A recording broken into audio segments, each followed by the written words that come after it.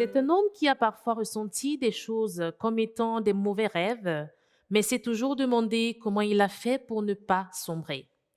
Entre hésitation, incertitude, tâtonnement, égarement et tant d'énergie gaspillée, Vivian Rascalou, auteur du livre Mon papa m'a dit, à un moment de sa vie s'excusait d'être là. Et où il a fallu qu'il se fasse tout petit pour se faire oublier. C'est ainsi que, selon lui, il ne nous ressemble pas et se considère bien sûr comme une personne à part, pas de par son extravagance, mais de cette société dans laquelle il est difficile d'évoluer. Pour en savoir plus, nous recevons aujourd'hui Vivian Rascallo. Bonjour Vivian, comment vous allez? Ça va, mais disons que ça va moyennement, quoi. J'ai des problèmes de santé, je suis hospitalisé actuellement. Oh, désolé déjà, nous vous disons merci, malgré votre état de santé, vous avez accepté de nous recevoir. Alors nous vous disons merci déjà pour cet effort-là. Alors, sans Avec plus plaisir. tarder, nous aimerions bien savoir d'où vous vient la passion pour l'écriture? C'est pas une passion, c'est à un moment donné de ma vie, j'ai eu besoin d'écrire pour évacuer mon stress. D'accord.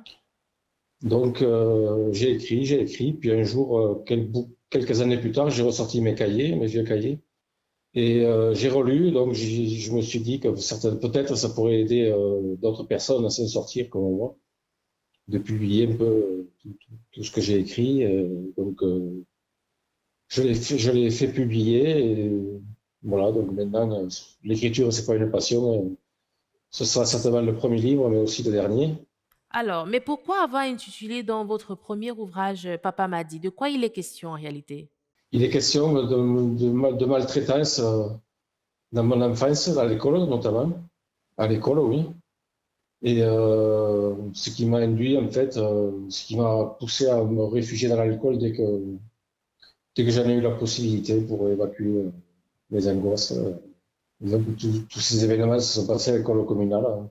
Donc j'ai été humilié par mon professeur et les autres élèves.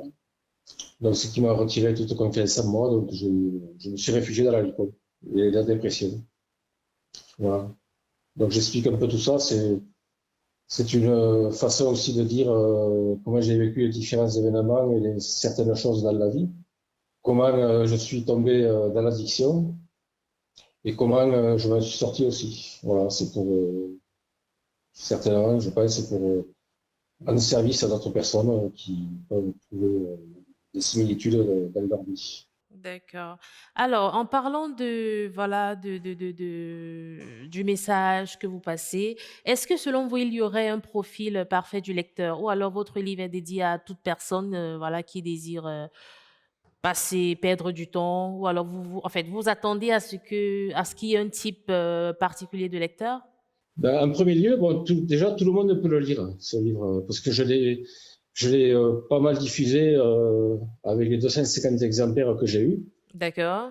Et j'ai eu un retour. En fait, bon, il y a toutes sortes de personnes qui ont lu ce livre, et bon, c'est vrai que chacun a l'interprétation qui lui a fait une propre interprétation, quoi. Mais c'est pas uniquement destiné aux malades en dépression ou alcooliques, hein.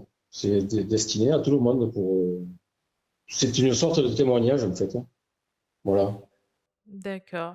Et comme vous aviez dit tantôt, est-ce que ce serait le dernier, en fait? Il y a certainement le premier livre que vous avez écrit, mais vous ne pensez-vous pas qu'il pourrait être bon, qu'on pourrait avoir une suite d'autres ouvrages ou alors ce serait le dernier aussi? Je pense pas, non. Je pense pas qu'il y aura une suite. Ou pas immédiatement, toujours. Et c'est pas prévu. Voilà, j'y pense pas du tout. Moi, ce que je pense, c'est déjà de m'en sortir, parce que bon, il me reste encore des choses à faire. Bon, je suis sorti de l'alcool, du tabac, des médicaments, des calmants et tout, quoi. Donc maintenant, j'ai besoin de. Un message à passer à vos lecteurs par rapport à ce que vous avez vécu, est-ce que vous passez, je sais pas, un message particulier? Oui, d'une part, enfin, pour commencer, surtout surveiller la scolarité de ces enfants, parce que au cœur enseignant, on leur confie ce qu'on en a le plus cher. Donc surtout surveiller la scolarité, les fréquentations de ces enfants, et ne pas juger non plus les personnes sur sur leur physique, sur leur façon de s'habiller et sur leur façon de vivre, quoi. Et comprendre une personne qui peut être amenée à s'enivrer, ne pas la juger immédiatement, plutôt essayer de comprendre ce qu'elle a vécu jusqu'à maintenant, quoi. Voilà. D'accord. Alors, sur ce, nous vous disons merci. Merci, Vivian. Merci de votre intervention aujourd'hui, de la présence aussi, malgré l'état dans lequel vous vous trouvez. Déjà, nous tenons à remercier, voilà, à féliciter cet effort-là. Mais merci à vous, hein. Merci, merci beaucoup. Alors, tout en espérant que cette œuvre soit, bien sûr, c'était l'espoir, hein, que ce soit le début, voilà, d'une longue liste à venir, nous laissons dans le son au lecteur de découvrir la belle histoire qui se cache entre ces lignes.